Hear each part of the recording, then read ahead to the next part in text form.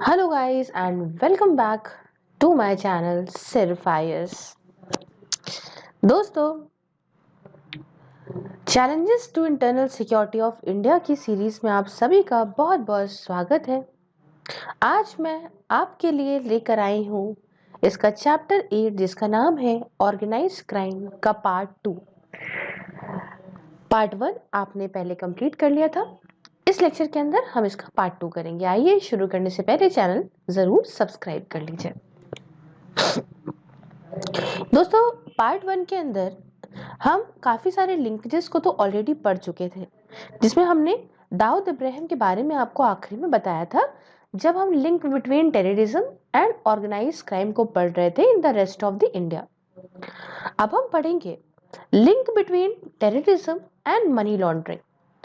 देखिए, money laundering क्या होता है मैंने कई दफा बताया, इसका कुछ आपको ओवरव्यू भी दिया लास्ट लेक्चर में, लेकिन थोड़ी कोशिश करते हैं कि अब जब स्पेसिफिकली पढ़ रहे हैं तो एक बार और डिटेल से आपको समझा देते हैं। दोस्तों, अब क्या हो रहा है ना कि जो ये टेररिस्ट के ग्रुप्स हैं, इन्होंने क्या करना शुरू कर दिया है कि इनका जब ये पैसा वगैरह पूरा नहीं कर पा रहा है, ये इंटरनल सोर्स या आप कह लीजिए डोमेस्टिक सोर्स जो इनका है, तो अब इन्होंने क्या करना शुरू कर दिया है कि ये सोच रहे हैं इंटरनेशनल लेवल पे कोई धांधलीबाजी करके और वैसे पैसा कमाए। तो इसी के हिसाब से जो ऐसे ग्रुप्स हैं वो धीमे धीमे अपने आप को क्या करते हैं कि अब इलीगल बिजनेस में खुद को नहीं दिखाते। इनका सामने जो है वो फेस जो रहता है वो इलीगल बिजनेस में साफ साफ नहीं है, क्योंकि इसमें क्या होता है इनकी पकड़ जल्दी हो जाती है। तो ये अब ऐसा नहीं करते हैं। ये क्या करते हैं कि एक लीगल बिजनेस में इन्वेस्ट करने लगते हैं। लीगल बिजनेस में इन्वेस्ट करने लगते हैं वैसे मैम, जैसे मानो कि ये शेयर मार्केट के अंदर इन्वेस्ट कर रहे हैं, कैपिटल मार्केट में इन्वेस्ट कर रहे हैं। आईपीएल में बहुत फिक्सिंग होती है, बहुत पैसा लगता है, आईपीएल की स्पॉट फिक्सिंग और कई सारी जगहों पे जो है अब ये पैसा अपना इन्वेस्ट करने लगे हैं। स्पेसिफिकली बताऊं तो ऑर्गेनाइज क्राइम के चलते टेररिस्ट ग्रुप ने इसका एक बहुत गजब फायदा उठाया है, जो अभी के लॉज हैं उनका, और इसके माध्यम से अपना एजेंडा और बढ़ा रहे हैं। कैसे? अपना नेटवर्क और फैला के, जो कि इंटरनेशनल लेवल पे है। समझे?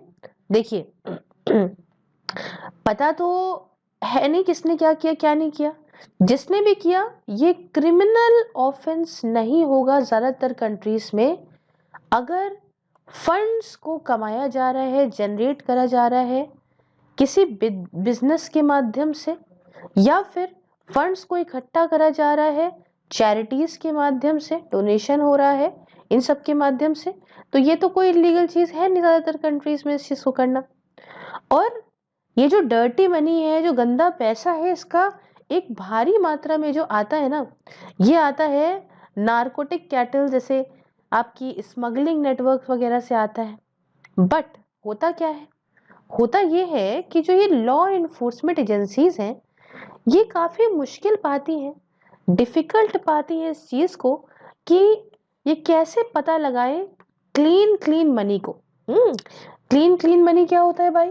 क्लीन क्लीन मनी का मतलब होता है ऐसा पैसा जो जनरेट भी हुआ हो सही साफ तरीके से और ट्रांसफर भी हुआ हो लीगल तरीके से, मतलब एक नंबर में कमाया गया हो और एक नंबर में ही ट्रांसफर हो, लीगल तरीके से पैसा कमाया गया हो और लीगल तरीके से ही पैसा जो है वो ट्रांसफर हो।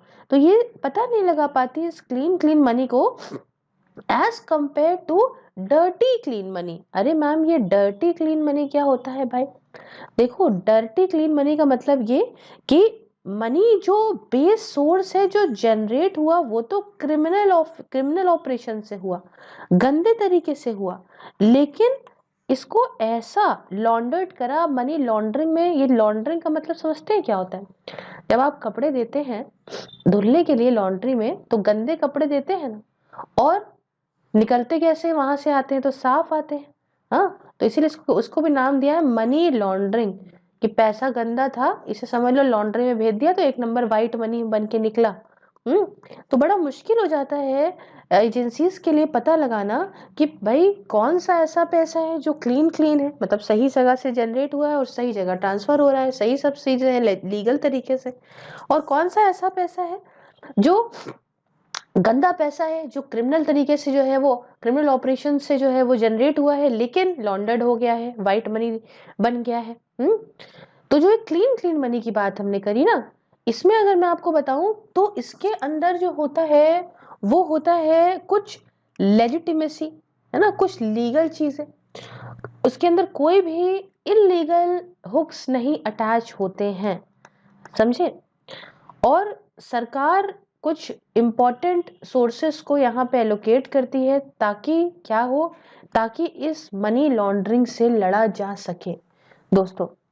और ये काफी मुश्किल बन रहा है टेररिस्ट ग्रुप के लिए कि वो क्रिमिनल प्रोसीड्स पे रिलाय कर सके, है ना, ये एक बड़ी दिक्कत है।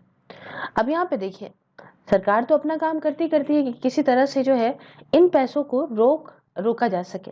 अभी देखिए लेटेस्ट क्या हुआ, latest United Nation convention on a suppression of the financing of terrorism and दूसरा है transnational organise crime will make money laundering even harder. तो इससे क्या है कि मनी लॉन्ड्रिंग और मुश्किल हो जाएगा। हालांकि इसके लिए बहुत सारी ऐसी टैक्स हेवन कंट्रीज हैं जिसके साथ में कंट्रीज बातें कर रही है कि भाई तुम्हारे यहाँ से जो है छुप के पैसा आ जाता है और आप लोग बताते भी नहीं है कि पैसा कहाँ से आया, क्यों आया। ऐसी बहुत सारी शेल कंपनीज बनाई जाती हैं जिनमें दिखाते हैं कि इन्वेस्ट करा और वो कंपनी जो है वो डूब गई। तो ऐसे कर करके किसी ना किसी तरह से बहुत सारे जरियों से पैसे को इधर से उधर ट्रांसफर कर देते हैं और पता भी नहीं चलता। खैर बहुत सारे कदम इंटरनेशनल लेवल पे भी उठाए जा रहे हैं इसको रोकने के लिए। अच्छा, पुलिस की नजरों से बचने के लिए टेररिस्ट ग्रुप्स लगातार एक नया तरीका ढूंढते हैं कि किस तरीके से ये अपना क्लीन मनी का सोर्स मेंटेन करें, ऐसे दिखाएं कि हमारे पास ये सारा पैसा एक नंबर में आ रहा है, वाइट मनी के तौर पे आ रहा है। और इसी के चलते जो फ्यूचर सिनेरियो है वो ये है कि रग टैग ग्रुप्स इन ट्रांजिशन देखने को मिलता है, जो इस डर्टी क्लीन मनी के रास्ते को, रूट को यूटिलाइज करते हैं। सोफेस्टिकेटेड ग्रुप्स यूज करते हैं क्लीन क्लीन मनी रूट्स को। अभी इस बात को समझ लीजिए कि बहुत सारे तरीके ऐसे देखने को मिलते हैं और आगे, ताकि भाई वही है जो भाई सरकार कोशिश करती है, सरकार तरीका निकालती है किसी तरीके से भाई हम कैसे बच सकते हैं इन सब चीज़ों से, और टेररिस्ट और ये ऑर्गेनाइज क्राइम वाले तरीका निकालते हैं हम कैसे एक नया तरीका निकाल सकते हैं। तो इमर्जिंग ट्रेंड जो है ऑर्गेनाइज क्राइम में ये दिखाते हैं कि ज्यादातर ग्रुप्स जो जिनकी नेशनल रीच है वो ज्यादा इन्वॉल्व है इस इलीगल बिजनेस में, जैसे कि नारकोटिक्स या एलियन स्मगलिंग या एबडक्शन, मतलब भाई किडनैप विडनैप कर लिया, वसूली कर ली।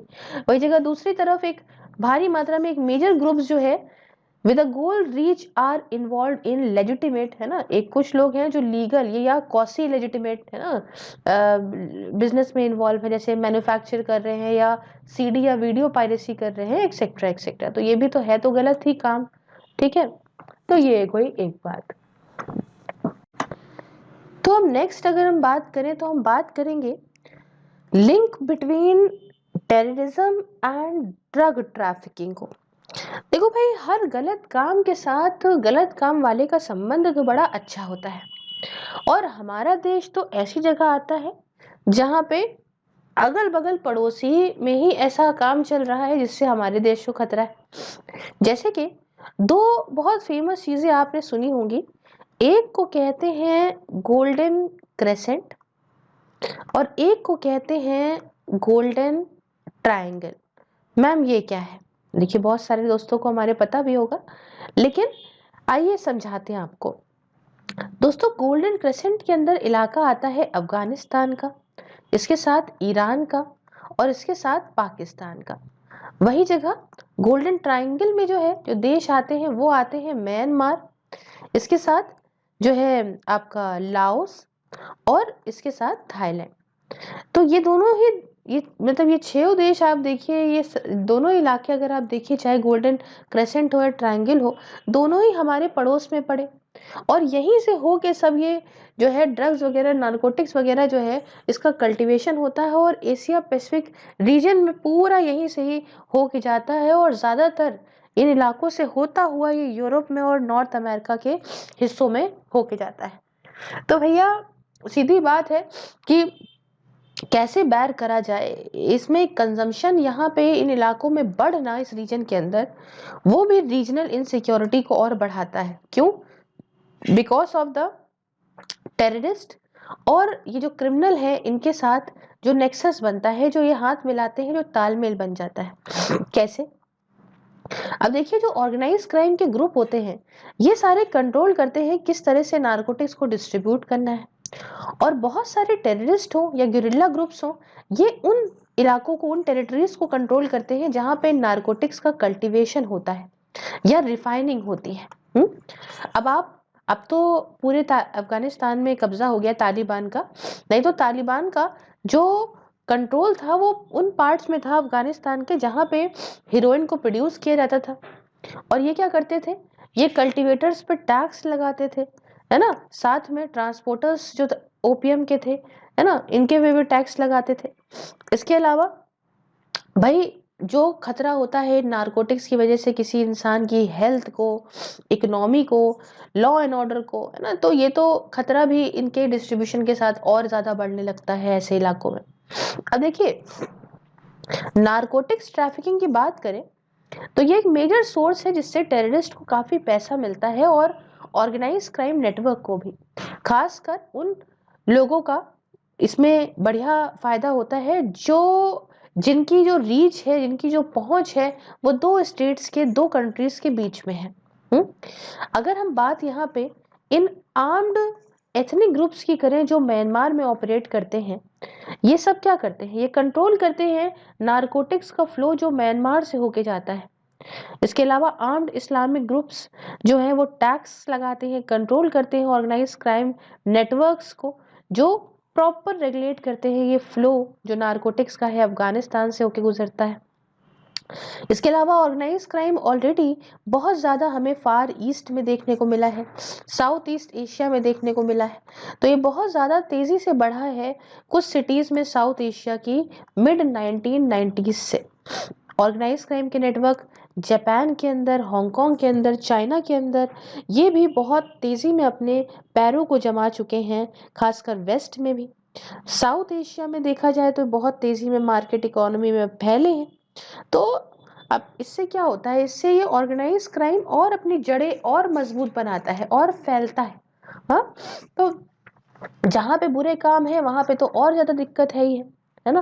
और इंडिया को देख लोगे आप तो ऐसी जगह ही पड़ रहा है जो ये ऐसे पड़ेगा, इधर पड़ेगा गोल्डन ट्रायंगल और इधर पड़ जाएगा ये पूरा गोल्डन क्रेसेंट, है ना। तो मतलब ऐसे समझ लो ऐसे और ये समझ लो ऐसे, और बीच में हमारा प्यारा भारत। तो हर तरफ से यही चीज है। खैर, आगे बढ़ते हैं और अब बताते हैं कि फ्यूचर क्या है, future of the link between terrorism and organise crime, और किस तरह से इस लिंक को तोड़ा जा सकता है। दिक्कतें भी बताऊंगी और साथ में सलूशन भी बताने की कोशिश करूंगी कि क्या है और क्या नहीं है।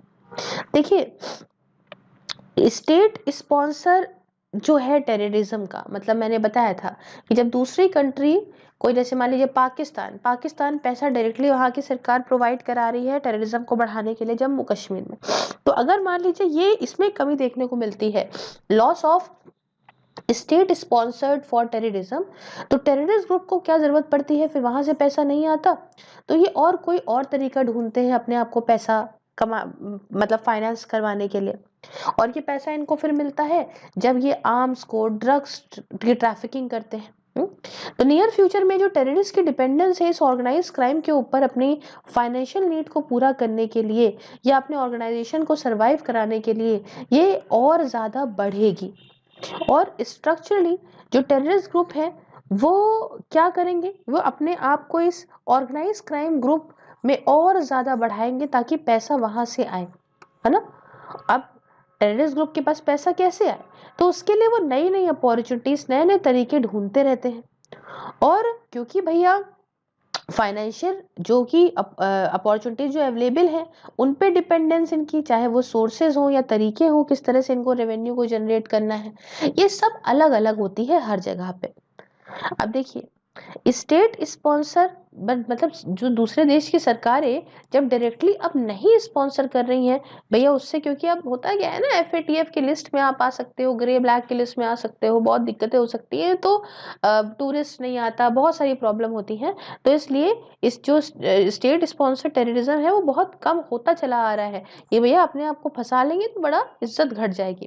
तो जब सरकारें स्टेट खुद को जब पीछे कर रही हैं तो क्या करें, और ज्यादातर टेररिस्ट ग्रुप इससे क्या करते हैं ना, वे अपनी will retain their political earnings, या आप कह लो कि potential for a new terrorist group to degenerate into pure criminal group, है ना। तो अब यही हो सकता है कि ये सब छोड़ के पूरी तरीके से ये अभी क्रिमिनल में घुस जाए या कुछ और तरीके का अपनाए, क्योंकि उनको किसी ना किसी तरह से पैसा चाहिए ना। तो ये एक बात हो गया फ्यूचर का।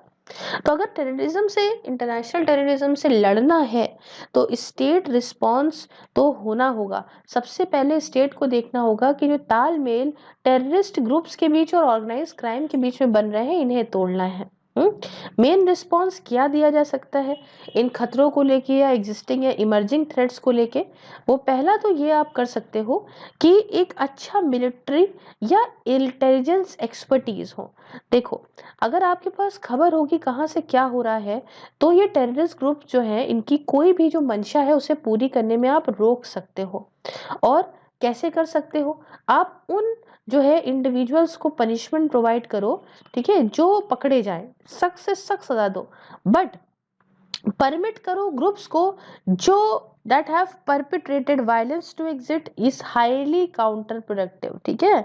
देखो, the approach of punishing individuals but permitting groups that have perpetrated violence to exit is highly counterproductive। दूसरी बात आप क्या कर सकते हो, आप कुछ ऐसे अरेंजमेंट्स बना सकते हो स्टेट्स के साथ में जिससे जो टेररिस्ट का जो सपोर्ट नेटवर्क है उसमें बाधा आ सके, ये सही से एकदम स्मूथली काम ना कर पाए तालमेल बना के, ठीक है। कैसे हो सकता है ये? इंटेलिजेंस को शेयर करो, पर्सनल को शेयर करो जो कि इस ट्रांसनेशनल टेररिस्ट नेटवर्क से लड़ सकें।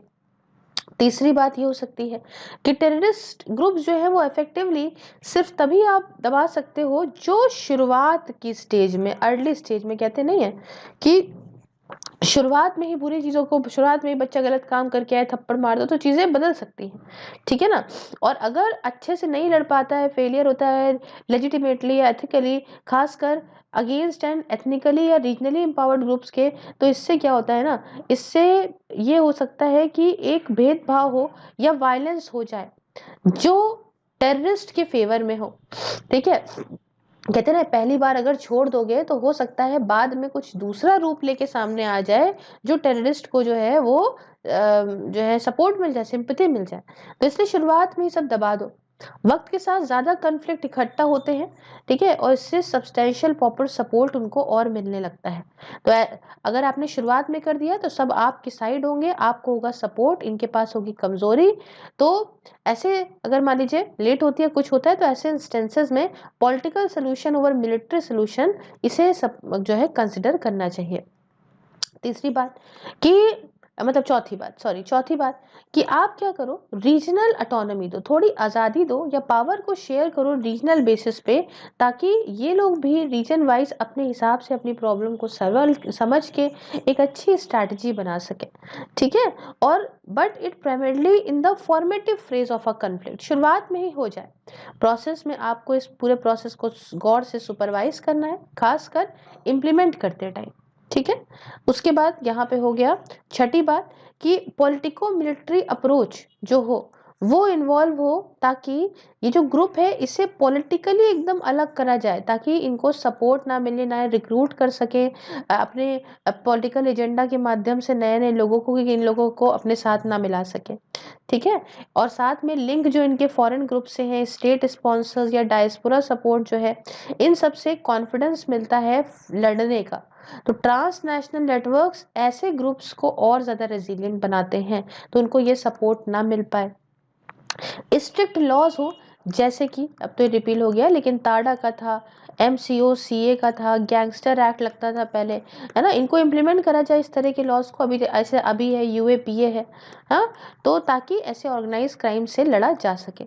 इसके अलावा इन सारे में अगर देखें तो कुछ खतरे जो है वो आपस में यूनिलेटरली भी रिजॉल्व करे जा सकते हैं स्टेट्स के द्वारा, और कुछ में ऐसा होता है कि बायलेटरल या मल्टीलेटरल अरेंजमेंट की जरूरत पड़ती है। अच्छा, कुछ जो खतरे हैं ये जो है रेगुलेट हो सकते हैं एट द सब रीजनल, या दूसरे जो है वो रीजनल लेवल पे रेगुलेट हो सकते हैं।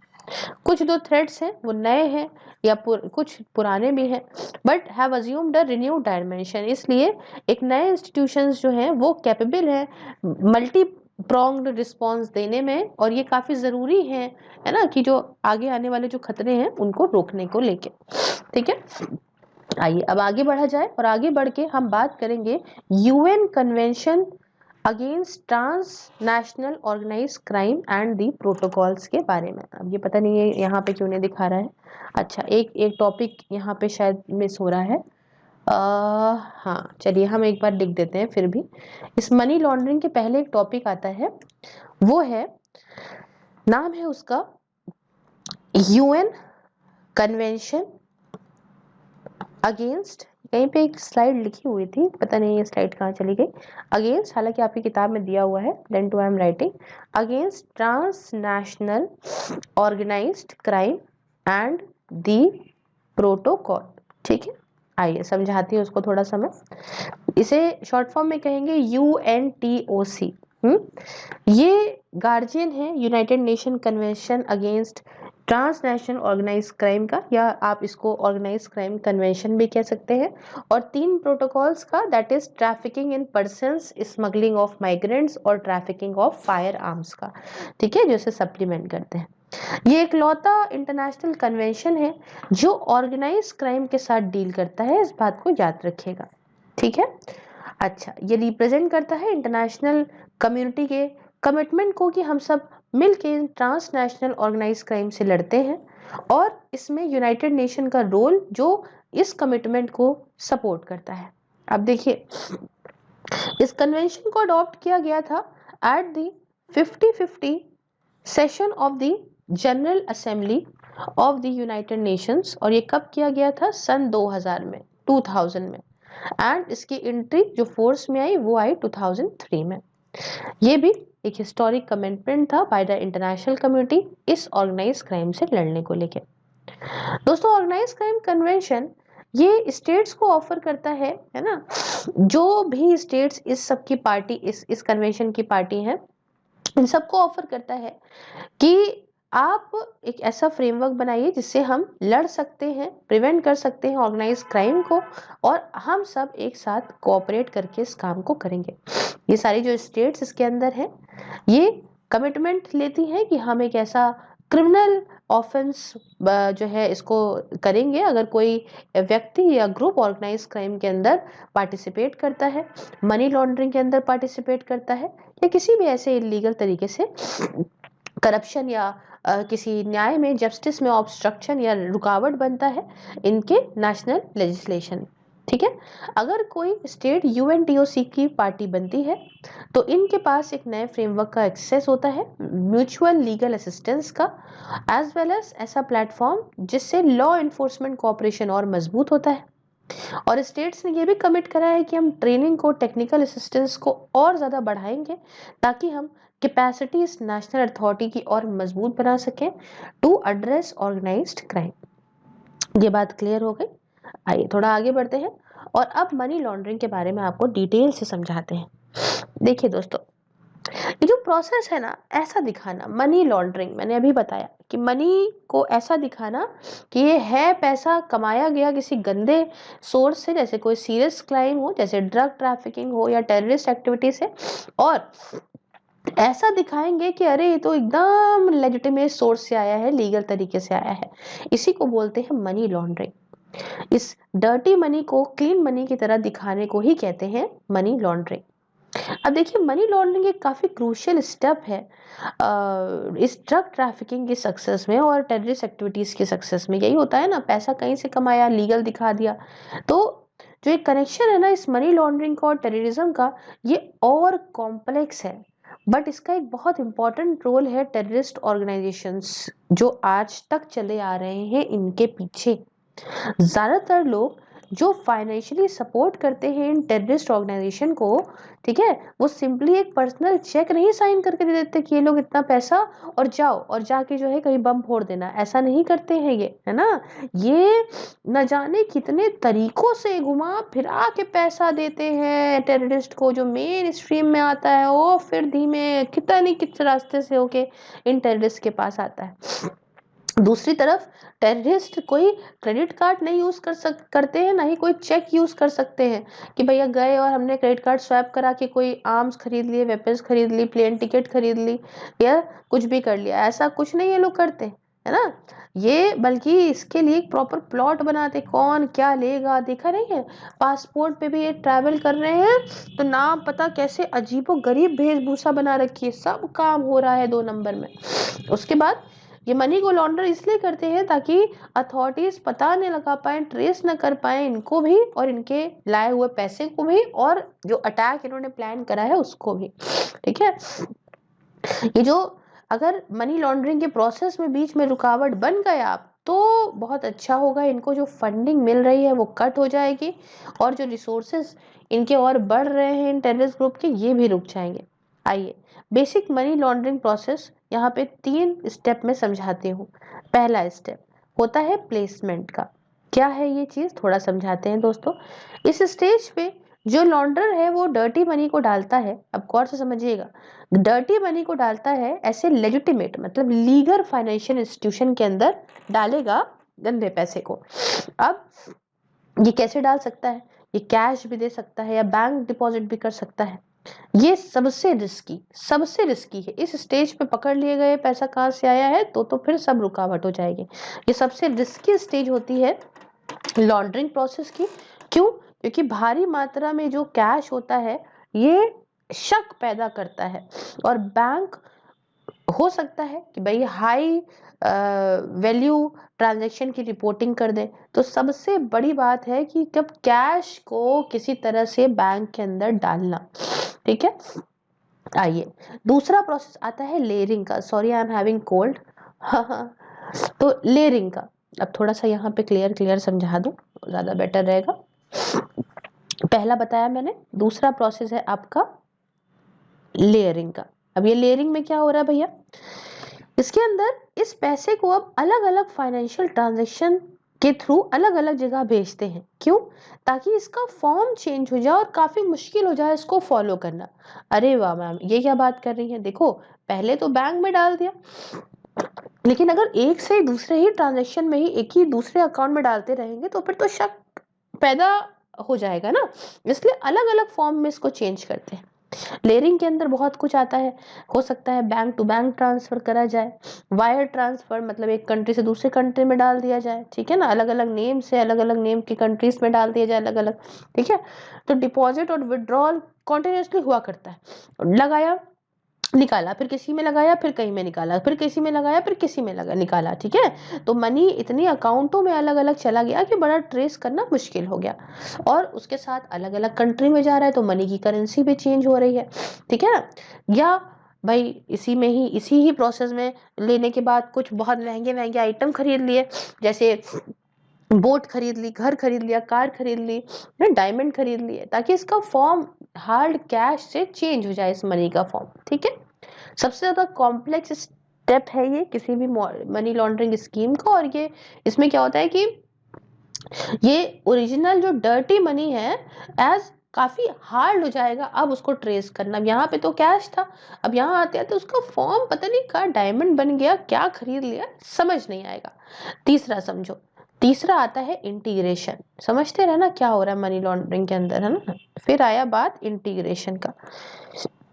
क्या है इंटीग्रेशन? देखिए इस स्टेज के अंदर जो मनी है, जो पैसा है, अब फिर से उसको मेन स्ट्रीम इकोनॉमी में डाला और ऐसा दिखा के डाला जैसे एकदम लीगल पैसा है। ये ऐसा दिखेगा जैसे ये पैसा एकदम लीगल ट्रांजैक्शन से आया है। अब इसके अंदर कुछ भी हो सकता है, हो सकता है फाइनल बैंक ट्रांसफर हो जाए उस अकाउंट में किसी लोकल बिजनेस के जिसमें लॉन्ड्रर ने इन्वेस्ट कर रखा है जिस बिजनेस में, ठीक है, उस अकाउंट में आ जाए, ठीक है, और उसके बदले में क्या होगा, एक कट ऑफ प्रॉफिट के बदले कुछ भी हो सकता है।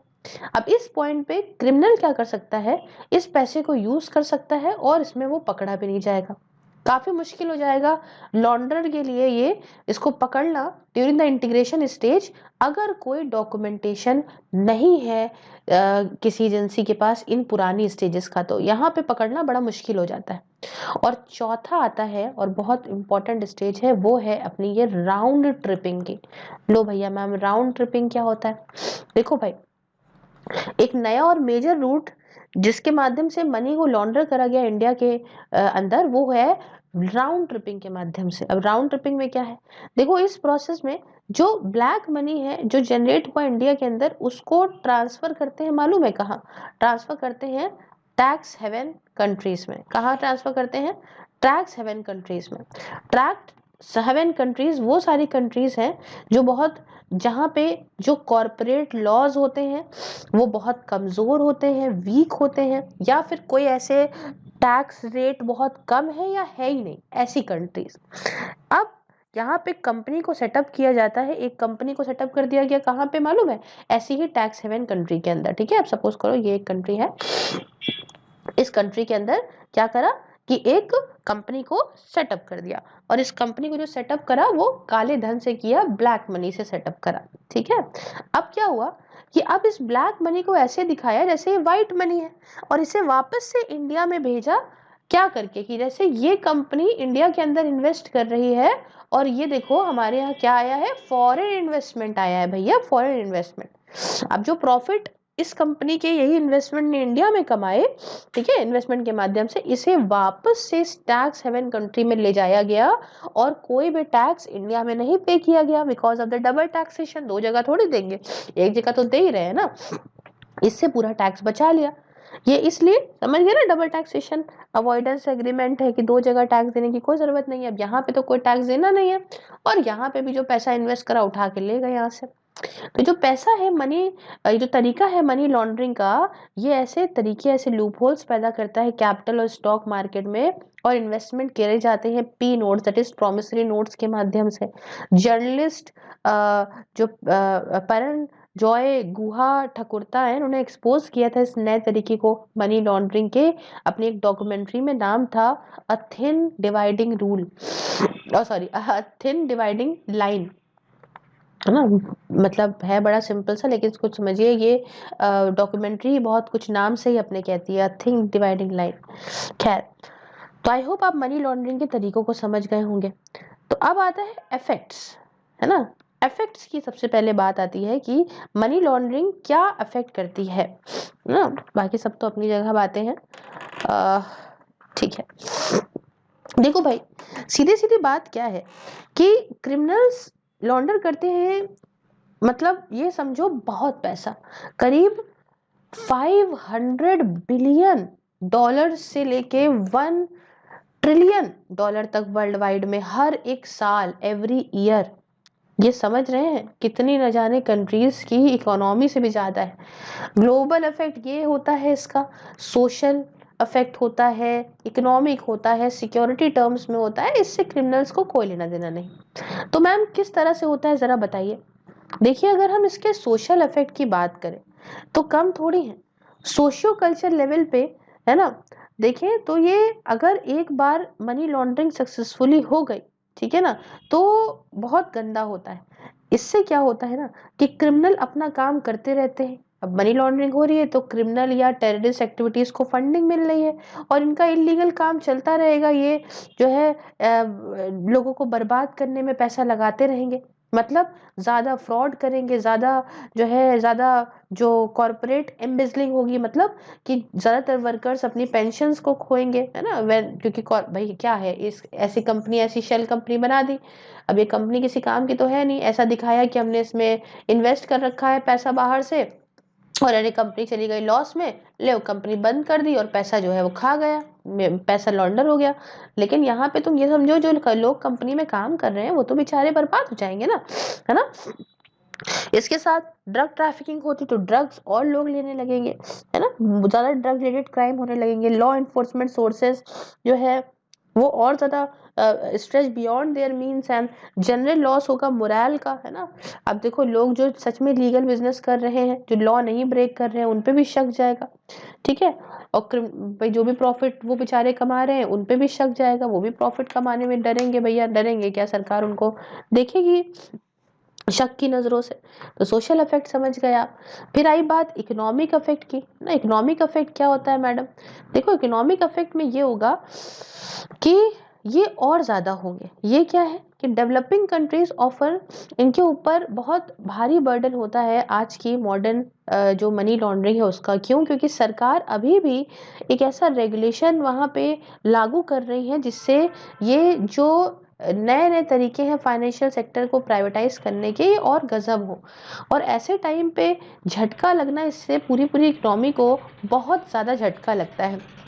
इसलिए इन सारे मनी लॉन्ड्रर्स का ऐसी कंट्रीज, डेवलपिंग कंट्रीज ही टारगेट होती हैं। दूसरा और मेजर इशू जो वर्ल्ड की इकोनॉमी फेस कर रही है उसमें यह है कि कुछ गलतियां जो इकोनॉमिक पॉलिसी के अंदर है वो भी एक ऐसा आर्टिफिशियली एक ऐसा तरीका क्रिएट कर देती हैं जिससे फाइनेंशियल सेक्टर और ज्यादा दिक्कत में आता है। और अगर भारी मात्रा में ये डर्टी कैश आ जाए किसी पर्टिकुलर एरिया में इकोनॉमी के, और मनी लॉन्ड्रर ऐसा दिखाएंगे कि वही फॉल्स डिमांड क्रिएट कर देंगे और दूसरे ऑफिशियल्स एक इस नई डिमांड पे जो है वो काम करने लगेंगे, ठीक है। ऐसा होगा कि मनी लॉन्ड्रर्स दिखाएंगे देखो भैया ये डिमांड जनरेट हो गई है, ऑफिसर्स वगैरह इस डिमांड पे काम करने लगे, ठीक है ना। और अगर लॉ इन्फोर्समेंट ऑफिशियल्स इंटरेस्ट दिखाने लगे तो सारा पैसा सडनली एकदम से गायब हो जाएगा। तो एक तरह से लॉस है ना। लोग सोचेंगे, ऑफिसर सोचेंगे कि हमारी इकोनॉमी आगे बढ़ रही है, लेकिन एकदम से पैसा गायब हो गया। तो क्या है, ये मनी लॉन्ड्रिंग बहुत बड़ा खतरा है इकोनॉमी के लिए भी। तो कुछ ऐसी प्रॉब्लम्स जो लार्ज स्केल में है, जैसे कि टैक्सेशन नहीं मिलेगा, स्मॉल बिजनेस कंपटीशन, ये बहुत दिक्कत है।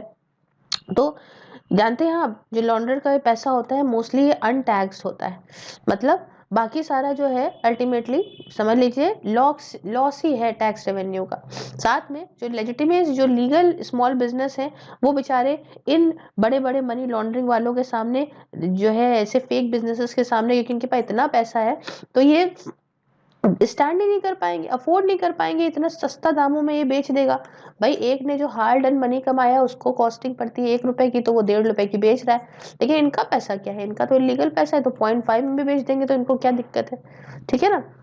इनके पास इतना कैश है कि ये अपना प्रोडक्ट अपनी कॉस्ट प्राइस से भी कम बेच सकते हैं। तो ये दोनों एक दिक्कतें हैं जो देखने को मिलती हैं। अब देखिए बात आती है यहाँ पे टैक्स बेस्ड मनी लॉन्ड्रिंग की, ठीक है। अब इसको कहते हैं यहाँ पे आ, सब कुछ लिखा है इसके अंदर, एक इन्होंने नहीं लिखा है, खैर यहाँ पे आती है एक, समझिएगा। टैक्स बेस्ड कह रही हूँ, I am so sorry, because of this cold I am repeating it wrong, ठीक है। तो ये कहते हैं इसको TBML,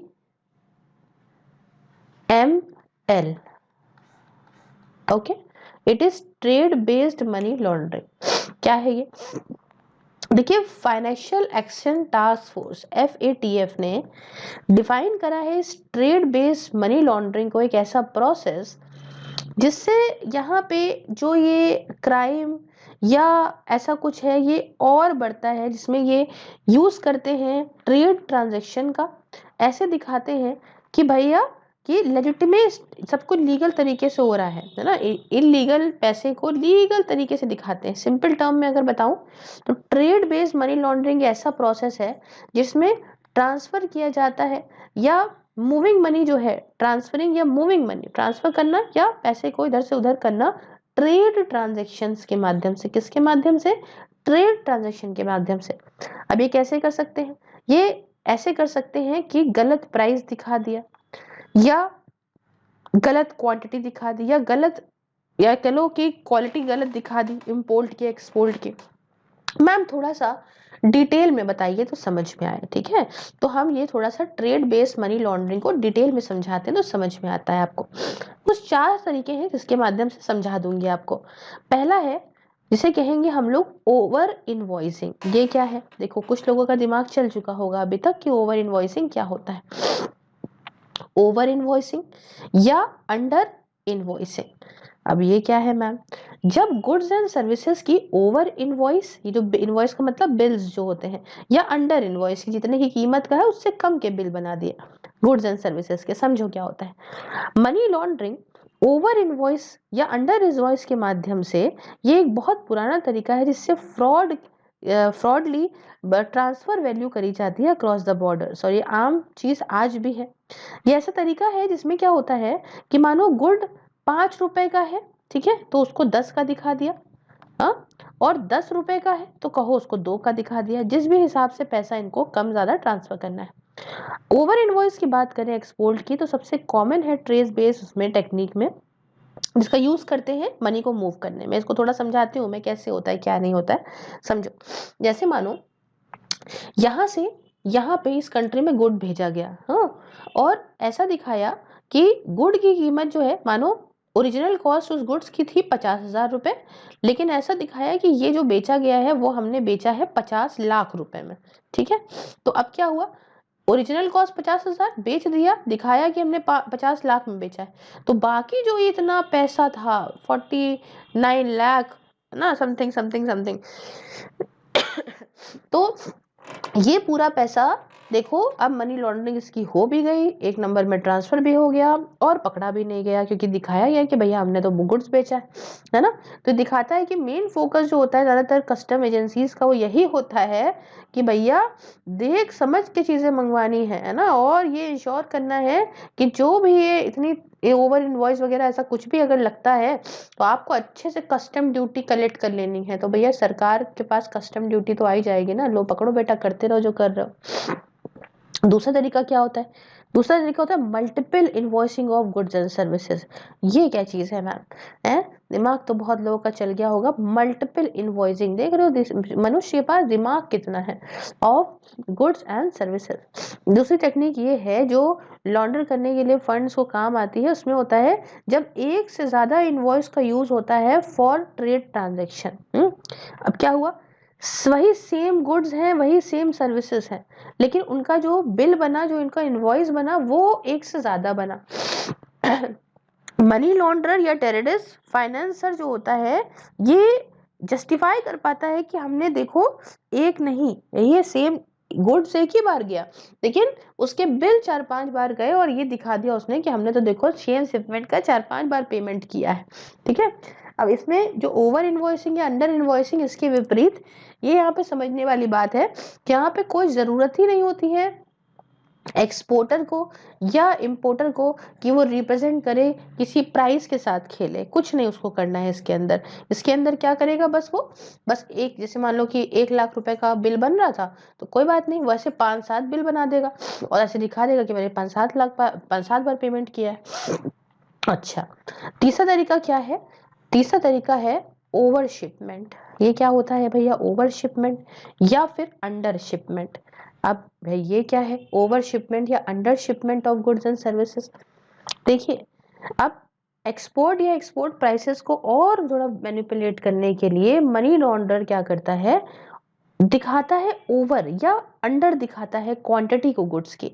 जैसे गई मान लो 50,000 क्वांटिटी, तो या तो दिखा देगा कि 5 लाख गई है, या गई मान लो 5 लाख तो दिखा दिया उसने 1 ही लाख गई है। समझे? तो जो क्वांटिटी शिफ्ट हुई है इसको ओवर या अंडर एस्टिमेट कर देता है। एक्सट्रीम केसेस में एक एक्सपोर्टर हो भी सकता है कि वो कोई भी गुड्स को शिप ना करे, बट सिंपली क्या कर दे कि ऐसे ही दिखा दे कि हाँ इंपोर्टर को कुछ सामान मिल गया है और शिपिंग हो गई है, और कस्टम डॉक्यूमेंट प्रॉपर उसके साथ लिख दे, जिसे कहते हैं उस समय फैंटम शिपमेंट। अरे बाप रे, मतलब भूतिया शिप जा रही है ना, कुछ नहीं गया उसके अंदर, सब खाली गया, बस ये दिखा दिया कि हाँ यहाँ से देखो इतने इतने का सामान गया है, बस पैसा ट्रांसफर कर दिया, उसके अंदर कुछ नहीं था। और बैंक्स और दूसरे फाइनेंशियल इंस्टीट्यूशन को पता ही नहीं है कि क्या है क्या नहीं हो रहा है, अननोइंगली इन्वॉल्व हो जाते हैं इस प्रोविजन में ट्रेड फाइनेंसिंग की, है ना, इन फैंटम शिपमेंट्स के लिए। और ये आपस में अकेले थोड़ी करते हैं भैया, इनके साथ बहुत लोग अंदर अंदर मिले होते हैं, सब कहने की बातें हैं, सबको ये पैसा खिलाते हैं। और चौथी बात आती है falsely described goods and services, देखो एक्सपोर्ट और इंपोर्ट के प्राइसेस को मैनिपुलेट करने के लिए एक मनी लॉन्ड्रर मिस रिप्रेजेंट कर सकता है क्वालिटी को या गुड्स या सर्विसेज के टाइप को। फॉर एग्जांपल एक एक्सपोर्टर क्या कर सकता है, ऐसा कर सकता है कि वो कुछ ऐसा सस्ता सा गुड्स बेच दे और जो इनवॉइस बनाए, जो बिल बनाए, वो दिखाए कि ये तो बड़ा एक्सपेंसिव आइटम था, पूरा डिफरेंट आइटम था, है ना, दे रहे हैं प्लास्टिक, बता रहे हैं हीरा।